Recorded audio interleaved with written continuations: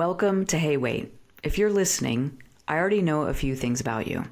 You value authenticity, you care deeply about your relationships, you want to do meaningful work and have a life that actually feels good. And, like so many of us humans, you get in your own way sometimes. You overthink, you take care of everyone else first, you hold on to habits that you know don't really serve you. And for a lot of people, one of those habits is drinking alcohol. Now, let me be abundantly clear. This episode is not about convincing you to quit drinking, but I am going to invite you to pause and get curious about your relationship with alcohol, and maybe in a way that you haven't before. Not because you've hit rock bottom, but because you're starting to wonder, is this actually helping me feel how I want to feel? That pause, that hey wait moment, is what the show is all about. Because when you stop reaching for what numbs or smooths things over, that's when change begins. A few years ago, I started noticing a pattern. A surprising number of my clients were coming to me right after choosing to go alcohol-free. And it makes sense because when you make that brave and self-loving decision to stop drinking because you want something better for yourself, you quickly realize, oh, I'm going to need some new skills. Skills for staying grounded when your body's buzzing with anxiety, skills for feeling your feelings without numbing them, skills for navigating connection, discomfort, and boundaries without a buffer. Now, I've personally always had a pretty neutral relationship with alcohol, and I've often joked that in my 20s I was too broke to drink, and I loved food too much to choose a cocktail over a meal or bottles of wine over groceries. But I have struggled with the exact same emotional and social challenges that alcohol so often masks, like how to handle anxiety, how to feel comfortable in my own skin, and how to speak up for what I need. And that's really the heart of the work I do. Whether alcohol is part of your story or not, my work is about helping people build the emotional and nervous system capacity to stay with themselves, especially when things feel uncomfortable, overwhelming, or unclear. I know how much this topic of drinking resonates with so many of you, and I also know how loaded it can feel, which is exactly why I wanted to talk to today's guest, Sarah Rusbatch. Sarah is the best-selling author of Beyond Booze, How to Create a Life You Love, Alcohol-Free. She's a multi-award-winning coach, a certified gray area drinking coach, a menopause coach, and international speaker. She's a former Brit, now living in Australia with her husband and 2 kids. And Sarah also happens to be a former client of mine, so I know personally how her story is one of those everything looks great on the outside kind of lives, and yet inside it didn't feel good at all. And I also know how Sarah's empathy, her lived experience, and the depth of the self-work she's done and continues to do is what gives her her street cred in her work. I am so happy to have Sarah here to talk with us because her work is about way more than sobriety. It's about building a life that feels aligned and self-honoring, where the goal isn't just to not drink, but to love yourself enough that you don't want to numb out in the first place. That is a message I can get behind. This conversation is for anyone who's ever used a glass or a bottle of wine to take the edge off, to get through a social event, or to finally exhale after a long day, but is starting to wonder, is there another way? I can't wait for you to hear this one. Hey, Sarah. Hey, Jay, how are you? So happy to have you here. You are my first real guest. I am so honoured and so excited to have this. Thank you so much for having me as your first guest. Yes, it is. You have that distinction. And part of why I asked you to do this is because, one, I knew we could have a great conversation, and also one that would really help people, because your work and my work really complement one another and overlap. And when it comes to helping people, particularly women, and particularly women in perimenopause and menopause, to get the tools and the support they need to have lives that feel good and to like themselves and their relationships, it is so important that we look at relationship to alcohol within that. So, and I know you know that. Oh, yes. Yeah. And, when I first learned about gray area drinking about 10 years ago, it was such a paradigm shift for me. And for listeners out there, if you don't know what gray area drinking is yet, hang tight, because Sarah is going to tell us about that. And I've just been finding that in addition to all my clients who are going alcohol free or are curious about it, it's coming up a lot in conversations right now because I'm a woman of the age where I'm perimenopausal, and every time I get together with my girlfriends, we're talking about like what's happening in our body and what's working and what's not working anymore. And this conversation of what is your relationship to alcohol right now in your life is coming up so frequently in my circle of friends and my family. So I thought this would really resonate with listeners. Yeah. And I think it's just, how passionate I am about this topic, and it's one that is so important. And I'm not here to say to anyone, you must not drink, you must stay away from alcohol. But I am here to talk about, if it's not working for you, you have full permission at any point in your life to change your relationship with alcohol and to experiment with what a different relationship with alcohol might look like. And that might be taking a break, that might be not drinking, that might be, if it's possible for you, massively cutting down. And we'll come on to why I said that little bit there later on as to if it's possible. But it's really important that we know as women, our processing of alcohol as we age changes. So once we're in our 40s and 50s, we can't metabolize it the same as we do in our 20s. This is why we're going to start to notice way more adverse reactions to alcohol. And this is the point that it's really, really important that we go, oh, how's alcohol working for me now? Is it taking more than it's giving? Right. And that is the, hey, wait moment. Like this is why this was like, oh, I'm going to start with this conversation, because it is such a great pause to go, what is this like for me? And I so appreciate that you said that this isn't about saying you're a bad person if you don't stop drinking, nor is it saying you have to. It's about saying, in like any relationship in your life, do you like who you are in this relationship? Totally.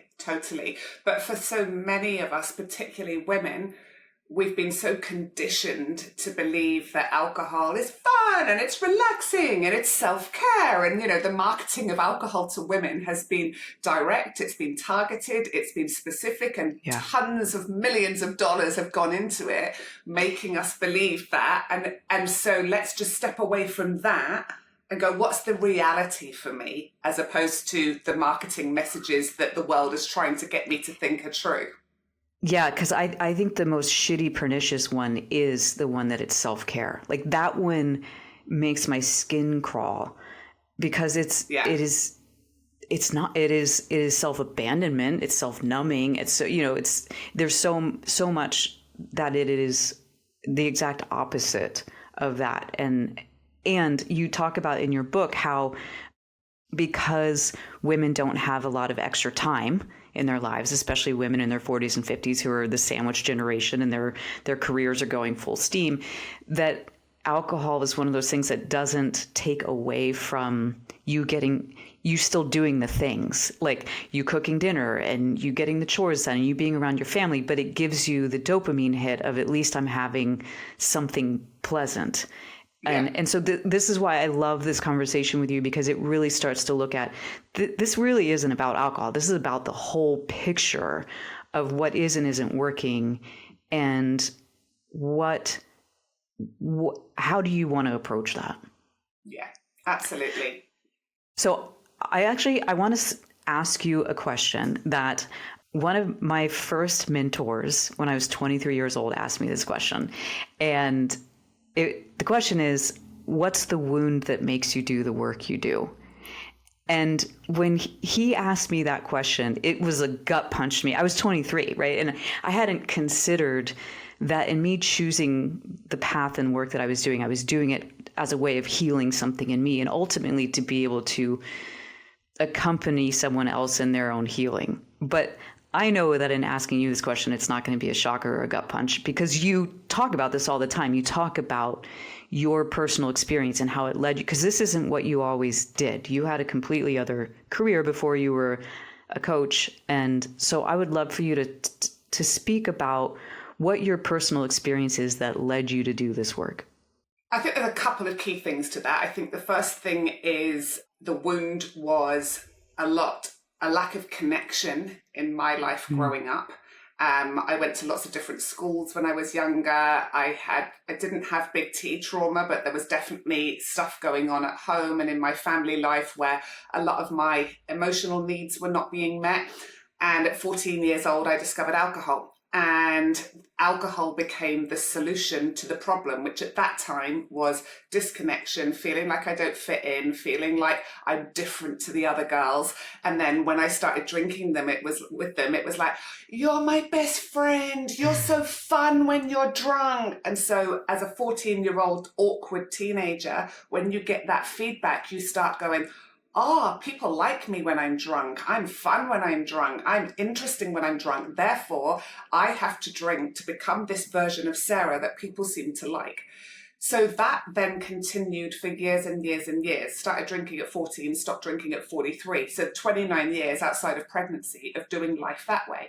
As I got older and I used alcohol as a form of connection for most of my life, then after I had kids, alcohol became the solution to stress and to loneliness and to, I'll admit it, a bit of boredom. I'd gone from having this high-flying career in London to dining at the best restaurants with my girlfriends any night of the week, truly thinking I was living my best Sex and the City life that was possible, to we moved to Australia. I had 2 kids under 2. I didn't have any friends. I didn't have any family close by. I wasn't working. I was pureeing carrot. I was going to monkey music. I was doing baby kids swimming classes. And I didn't know who the hell I was. On paper, it looked like I should have it all. I live by the beach. I don't have to work. I get to spend time with my beautiful children and all of that. Yes, that was true. But inside, I was lonely. I was homesick. I was disillusioned. I was unfulfilled. And then I started using alcohol as a way to numb that. So those were the kind of 2 big pieces for me, the connection piece and the loneliness, the stress, the overwhelm, and never having been taught the tools to manage uncomfortable emotions and discovering that alcohol is really good at making you not have to feel. And so it was just like, every time I feel ick, I have a drink and that feeling goes away until it comes back and bites you on the ass the next day where you feel even worse. But that's another story. The brain just goes, I'll just get the initial feeling that I want. Well, I would love for you to zoom in on that for us for a moment, because you just gave us the broad stroke of, the entire relationship from when you were 14, and it starts out about belonging and connection. And then it hits all the other notes too, like boredom and emotional regulation, all that stuff. But as it started to become the thing where you were like, I don't know if this is working. Could you take us into one of those moments? Because you talk about a lot of them in your book that are, like the birthday party or sneaking a drink while you're cooking dinner. Like, take us into one of those moments and tell us what was going through your mind as you were having those drinks. So I guess the birthday party is a good one because it probably, looking back, was a pivotal moment in my life where I'd gone to a friend's 40th. I'd drank before I got there. I didn't know many women who were going to be there. So it was like my kind of thing was to be the life and soul of the party, and didn't really eat anything. It was one of those parties where your glass is being constantly topped up. You don't know how much you've had to drink. I went outside for a cigarette. I only smoked when I drank. I crouched down to put out my cigarette. I was wearing high heels. I was drunk. I had no reflexes. I toppled forward and didn't put my hands out because I was pissed. And so I landed on my face on a concrete driveway. I cut my nose open, cut my lip, blood everywhere. Got taken home, put to bed, and woken up to my 5-year-old daughter standing next to the bed going, Mummy, what happened to your face? And Jay, that feeling, that self-disgust, that regret, that shame, that just all of those things. And that was probably the moment where I didn't stop drinking at that moment, but the way I felt, I never forgot the way that I felt. And that was probably when I was like, why do I get more drunk than other people? Why do I have to push it that bit further all the time? What am I running away from? What am I trying to escape? Why am I always the one that seems to push it too far. And that was the beginning of a self-awareness journey that then brought me to setting up a business as a grey area drinking coach, and now supporting thousands of people all over the world to change their relationship with alcohol. Gosh, I can so feel how sick you must have felt in that. I mean, sick and hungover sick, but also soul sick. Yeah, totally. Yeah. Well, and I'm imagining the person listening right now is comparing themselves to that story, and thinking, well, I haven't ever fallen flat on my face, or, I don't have that much to drink, or I don't pre-drink before I go to a party, because this is what we do, right? We totally. Listen, well, I'm not that. So can you give us what is the definition of gray area drinking, and how might someone know if they fall within that? Yeah. So grey area drinking describes the place between someone who has physical dependency on alcohol and needs medical support to safely withdraw from alcohol. So that would be what we might previously have called an alcoholic, but someone who has that physical dependency and probably needs rehab to safely withdraw from alcohol. The other end of the spectrum is someone who barely drinks. So I have a friend, she's a complete take it or leave it drinker. That's you as well. That's me. It's just like, Do I want to drink? Do I not want to drink? Do I care if I have a drink? I'll just have a Coke. There are people like that. Grey area talks about the people in the middle. So we're not at this stage of needing medical support to withdraw from alcohol. We can take breaks from alcohol. We may not drink every day, but we're not a take it or leave it drinker either. We have a relationship with alcohol where we use it for something. And for me, it was connection. For me, it was managing my stress. It was my reward. It was my crutch. So what are some of the signs that someone might be a grey area drinker? So I think the first one, and this would be for all of you, your beautiful listeners now, if I said to you, right, starting tomorrow, let's do 90 days off booze. Let's just do it. Let's just do 90 days off alcohol. And see how you feel by doing this little experiment with me. Grey area drinkers are going to be like, oh, but I've got that wedding, that holiday, that party. How am I going to get through Friday night? There's all the excuses negotiating and all the negotiating. Mm-hmm. So some of the other signs would be, we make rules around our drinking, but then we can find a justification as to why we break them. So for me, it was, I don't drink Monday, Tuesday, Wednesday. I don't drink at home on my own. I don't drink white wine on an empty stomach. But then it would be a Wednesday and I'd had a hard day and my husband's come home and he's had a beer and I'm like, oh, I'm not meant to drink tonight. It's Wednesday. That's my rule. But, I'm not going to drink tomorrow. So maybe I could have tomorrow's drinks tonight. And then if I have those drinks tonight, I just won't drink tomorrow. So it starts playing taking chess. All this, right? It's all this headspace is in terms of negotiating why you can justify having a drink. And then you reach the point where you're like, yeah, that's fine. I've talked myself into it. It's all okay. Whereas again, someone who's not a grey area drinker, they're just like, do I want to drink? Do I not want to drink? Like, it just doesn't take up headspace. Like alcohol has no place in their brain. A couple of the other signs would be, we've started to notice the negative impact alcohol's having on us. And for most perimenopausal women, that will show up as anxiety the next day. That might show up as hot flushes. It might show up as fragmented sleep and not getting that solid restorative sleep after we've had a drink.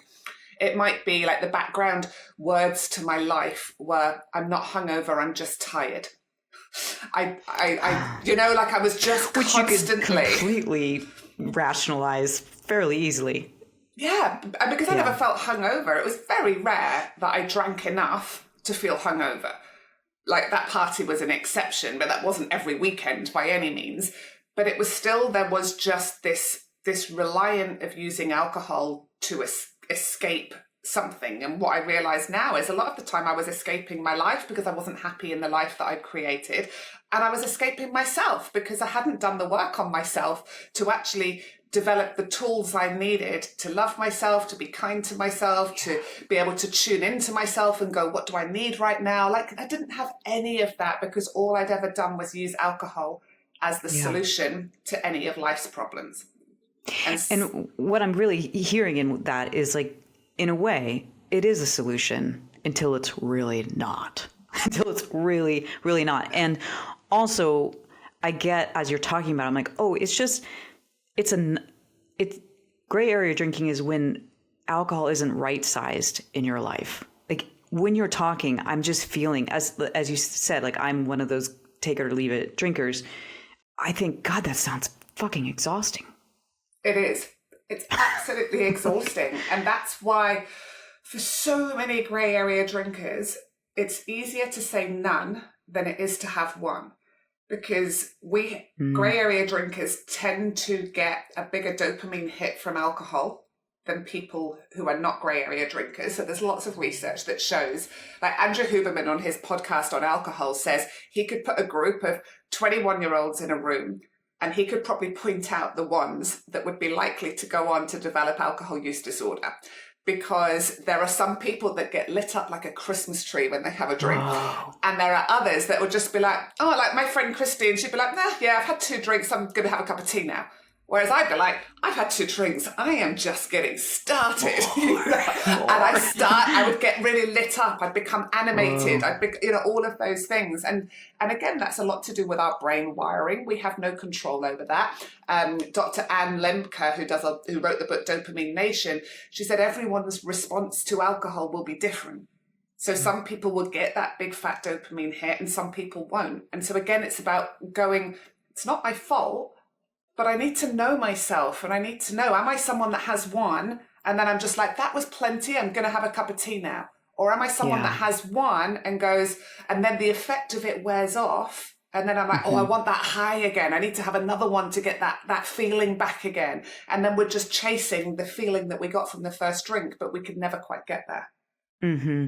Which is, talking about it through the lens of like, what is your wiring and how are you different than everyone else helps take away, as you say, some of the blame, the shame, the stigma, in the same way that talking about behavior through the lens of nervous system dysregulation is like, oh, this is what you were wired to do. And that's not bad or good. It's just, how do we train to do something differently? And I'm like, I want to use my hey, wait for a moment. Hey, wait, because I'm imagining that right now people are listening.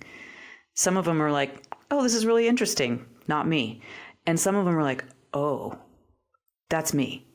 And so if that's you, I want to give you an opportunity to just pause, because I'm imagining there's two routes you go in your head there. And one route is, what can you help me, help me right now. I want to look at this. I'm going to do this. The other route is, I don't really want to look at this. This is too scary. And so I just want to give the people listening, if you're having this sense of this is me,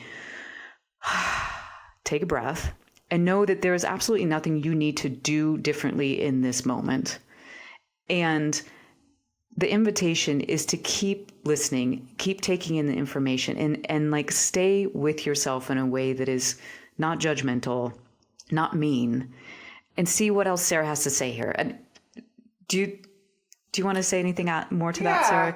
And just to say, that morning that I woke up after the face planting incident, I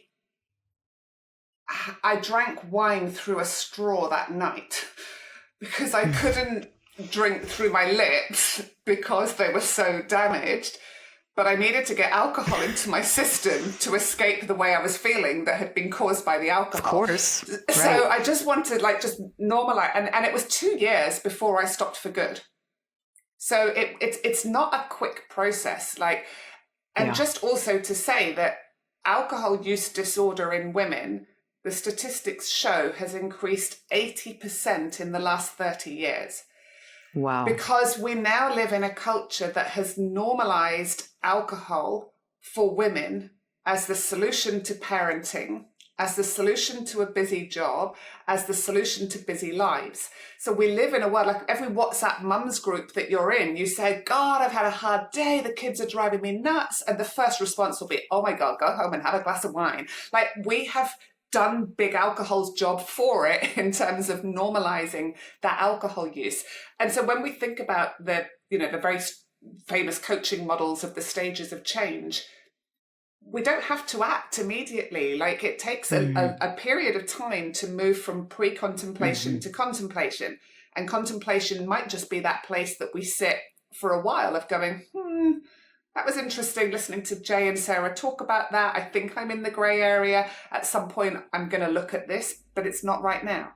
But if that's you, that's absolutely okay. Like, take your time. It's your life. Yes. Let's contemplate together. And when you're talking about that, there's a line from a David White poem. I think, I don't know if I'll get it exactly right, but it's something to the effect of like, if someone or something does not bring you fully alive, it's too small for you.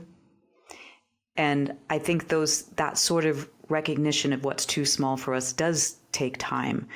And we can like wear the too tight sweater for a long time before we're like, I think I just want to get something that fits. Can you talk a little bit about how alcohol keeps us small? Yeah. And this is something I'm really passionate about talking about, particularly for women. Because you imagine you're not drinking enough that you're in bed vomiting all of the next day. You're just drinking, maybe it's a couple of large glasses, which could still be, by the way, 5 units. And the recommended units for women is 10 per week. And 2 large glasses of wine at home could be 5 units in just what would be considered maybe a quiet night. But if we're having 2 large glasses 3 or 4 nights a week, the chances are that we're feeling, I'm not hungover, I'm just tired. We're probably feeling a bit meh. We will have more anxiety because the way that alcohol works in the brain, we get a GABA effect when we drink alcohol, which is a calming feeling, which is what we get initially. But because the brain wants homeostasis and it wants all of our neurotransmitters to be equally balanced, it does a big dump of stress hormones to counter the impact that's been caused by the alcohol. So we actually make ourselves more stressed by drinking. And we will have more circulating cortisol after drinking than if we hadn't had a drink. But most people drink to relax and unwind.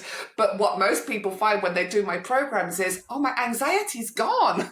Like, I don't feel anxious anymore. But they were drinking because of the anxiety. And right. And not having any idea. Why would anyone know that alcohol causes more anxiety? Exactly. Certainly not advertised. Right? Yeah, they're not telling you that when they're going, had a hard day, go and have a glass of wine in your bubble bath. Like none of that is being shared, is it? And so if you're waking up most days feeling a bit meh, a bit anxious, a bit tired, a bit unmotivated, how are you going to ever live a big, adventurous, exciting, interesting life? It keeps us small.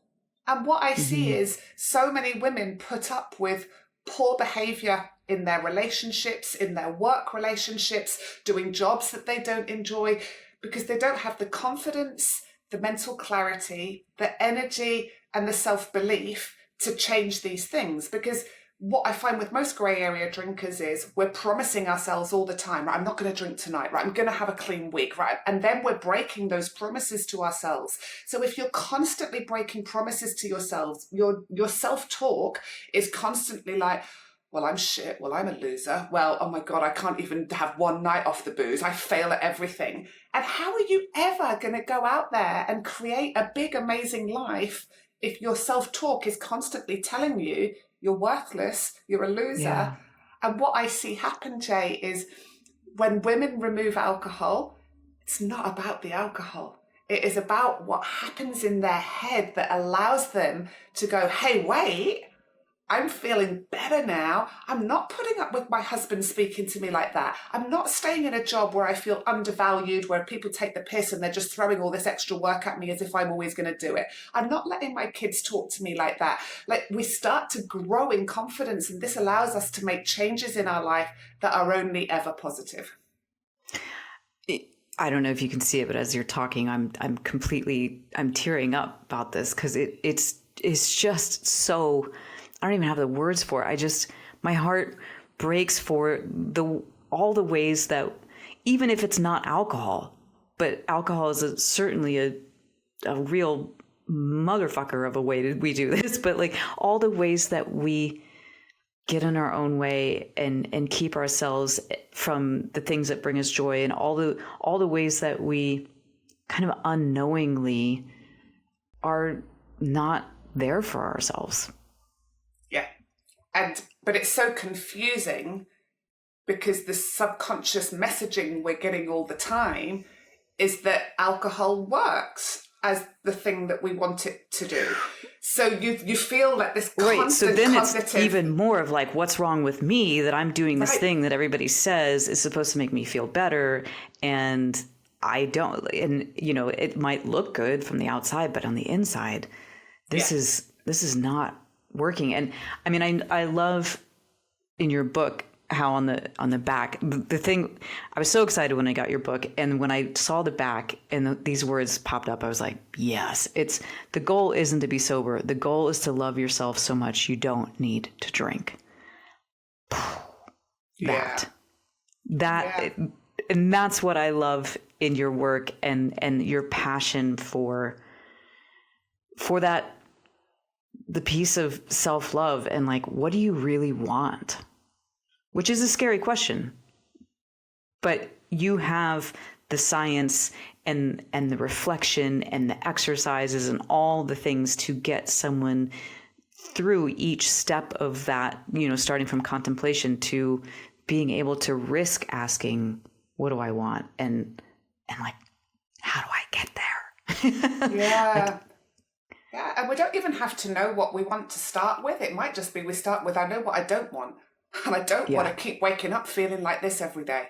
I don't want to feel like I'm constantly breaking promises to myself. And so my book, Beyond Booze, was written for midlife women.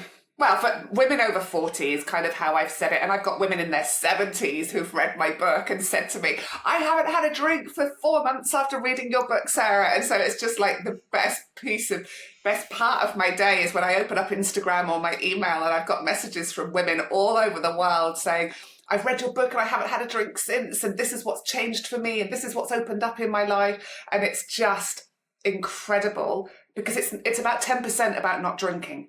And it's about 90% of what's the work that we do to create a life we love so we don't need the booze. Well, so say more about that. What is the work that people are doing in sobriety? Like once the 10% of alcohol is out of the way, what does it mean to do the work? Initially, doing the work is not drinking. And this is what I want to say to everyone is how hard it is at the start not to drink is not how hard it is forever.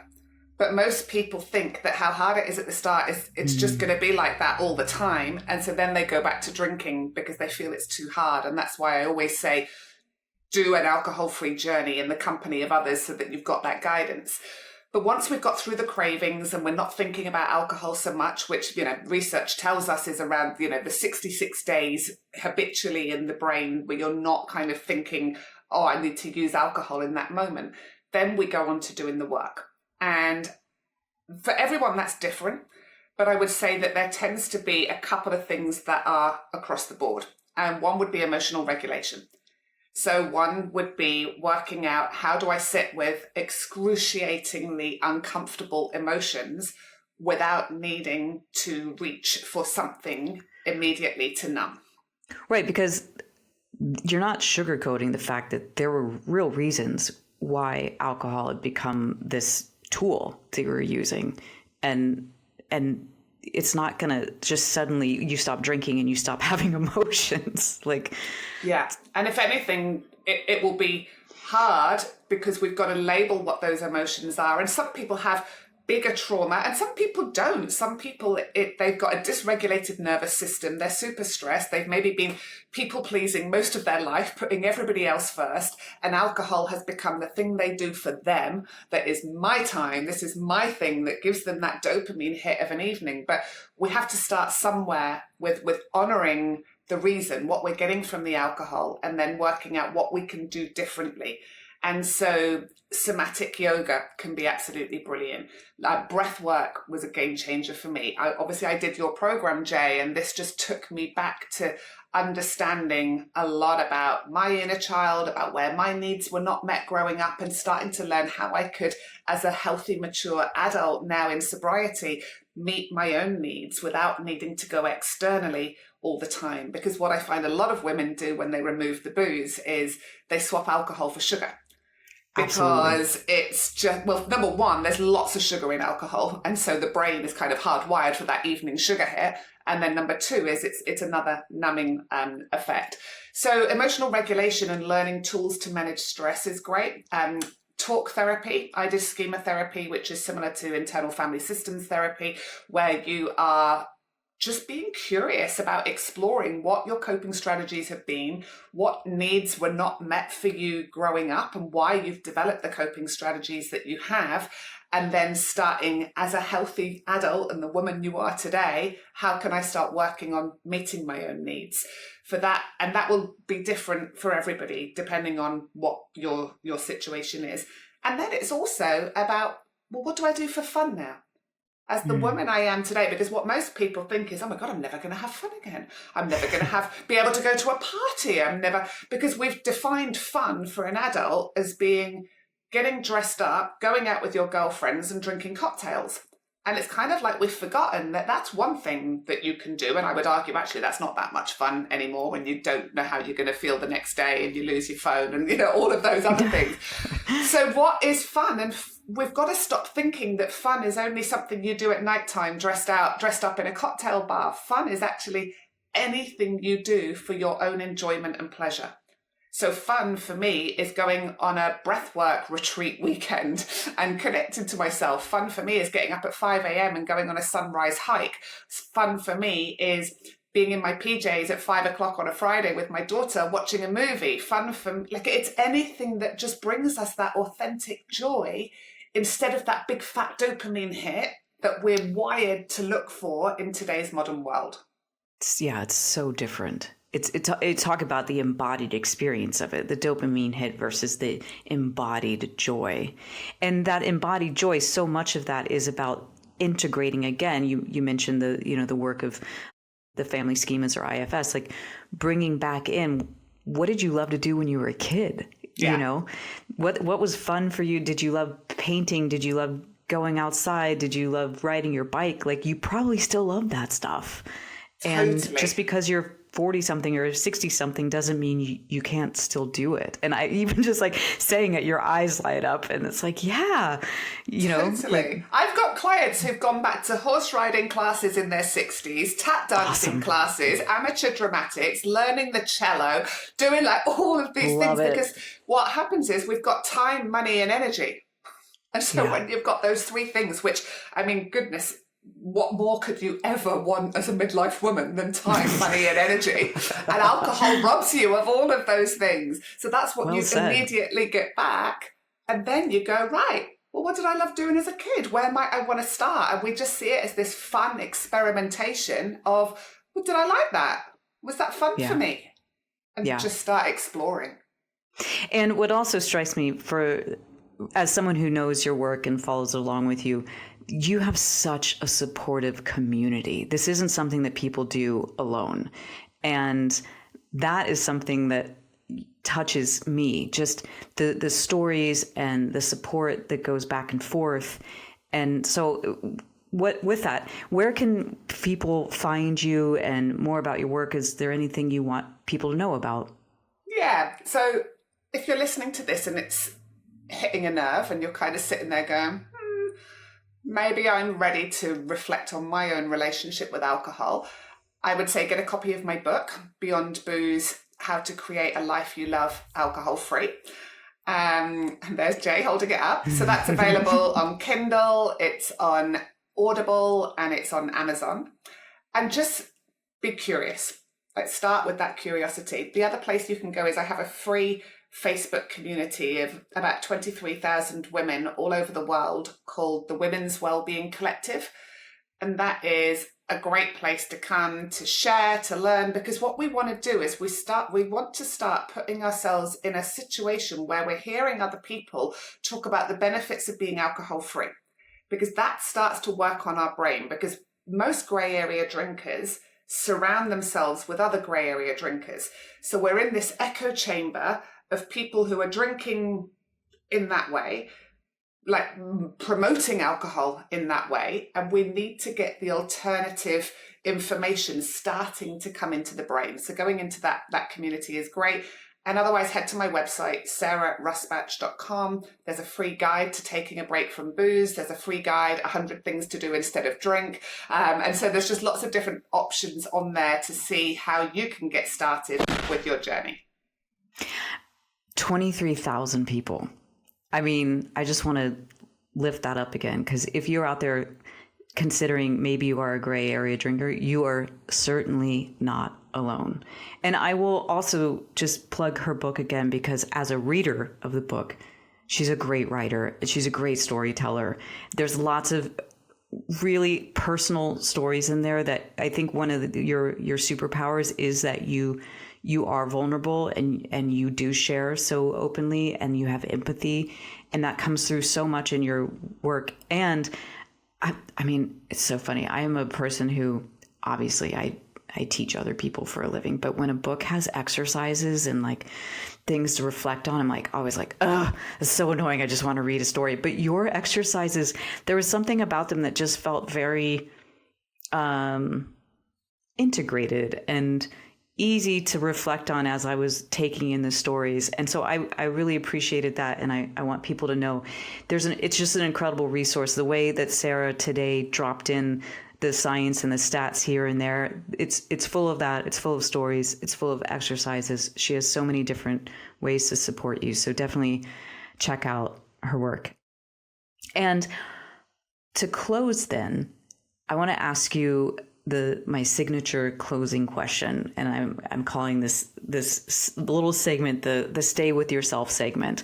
So I'm curious, Sarah, if there is like a little ritual or a practice that either you do or that you have your clients do, that is a way that you can stay with yourself in moments or stay true to yourself around other people that you would want to share with us. Yeah, and it's super simple. And it's simply placing my hand on my heart. And I got this from you because, like the action of hand on heart, you're showing yourself that love in that moment. And it's just simply placing that hand on your heart and just asking, how do I feel? What do I need? How do I feel? What do I need? Because when we go underneath it might be I'm having a craving for a drink. But actually, when I go underneath that, it's I'm lonely and I need a hug. It's I'm tired. I really need to go to bed early tonight. It's I'm really overwhelmed. I need to just step away from the computer and go for a walk. Like get beneath the craving or whatever it is and just get curious. Like, what do I really need right now? Yeah. And no one had ever taught me how to do that as a child, as a teenager, in my 20s, and I truly believe we've got everything within us that we need. And that's why working with you was so integral and part of my journey of healing, because you showed me what I could call on from within that I didn't ever know was there. Because how can you know it's there if no one's ever told you? And that's why your work is so incredible, Jay. Oh, well, thank you. Thank you. And as she was saying that, if you're not seeing the video of this, she and I both had our hands on our hearts. And my hope is that her talking about that, Sarah saying, hand on heart, what do I feel? What do I need? Was an invitation for you to do that right now too. Because there is something, I can't explain it, but that hand on heart really is just a visceral experience of I'm here. So as we're bringing our time together to a close, that is, I would love for everybody to try that. Just hand on heart. What do I feel? What do I need? And let that be the first practice in what you take away from this conversation today. Whether you are someone who's considering, maybe I am a gray area drinker and I'm drinker and I'm going to contemplate this. Or maybe you're like, that's not me, but I think that's my sister, or I think that's my colleague, or I think that's my mom or my dad. Like, my hope is that this conversation gives you something to share with someone that says like, hey, did you know about this? And to have some real conversations. That's the hope behind all of this, is inspiring real conversations that then lead to more connection and more joy. Because as you said, Sarah, I think we do have inside of us most of what we need. It's just a matter of having it shown to us. Yeah, absolutely. And, what I always say to people is I know it can feel scary to change our drinking if we've been drinking for 20, 30, 40 years. But I promise you, after the hard bit, it just gets better and better. And life just opens up in a way that you never dreamed possible. And so give yourself that opportunity of taking a break and just noticing how you feel. And you guys, if you could see Sarah's face as she said that, her smile and the way her face lights up, you would absolutely believe. I mean, I believe you hearing it, but definitely seeing it across your face. And I just so appreciate the passion that you have for the work and like the love that you have for the people that you work with. It's very apparent. And thank you so much for being here and sharing that.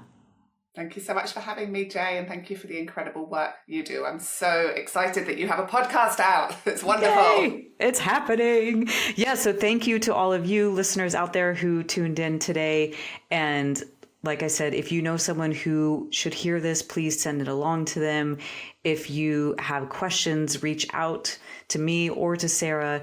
And if you would leave a review, that helps more people find this and helps me get more amazing guests like Sarah on. And before we go, I want to say, remember that your insides matter and the right people will meet you there. So stay with yourself, and I'll see you next week.